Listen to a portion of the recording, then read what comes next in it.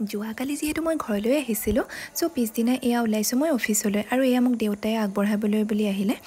কিন্তু আজি বতৰটো ইমানেই বেছি ৰ'দ একদম যাবলৈ মন নাছিল অফিচলৈ কিন্তু কাম নকৰিলে জানো হ'ব হেয়া ভাবিয়ে ওলালোঁ এয়া অফিচলৈ ইফালে বহিবলৈ মই সিট পোৱা নাছিলোঁ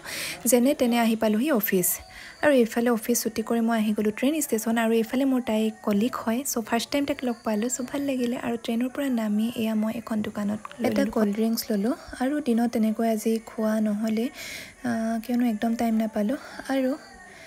তাইক আগৰ ভিডিঅ'ত দেখিছে আৰু আমি দুইজনী এনেকৈ বজাৰ সমাৰ কৰি মেলি আমি এয়া পালোহি ৰুম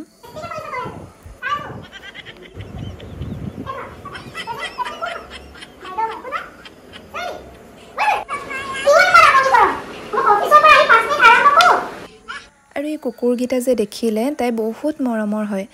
আৰু আমি এনেকৈ একেলগে ৰান্ধি মেলি খাই বৈ শুই গ'লোঁ বহুত যিহেতু ভাগৰত আছিলোঁ তেনেকৈ আৰু ভিডিঅ' কৰা নহ'ল সো আজিলৈ ভিডিঅ'টো মানে বাই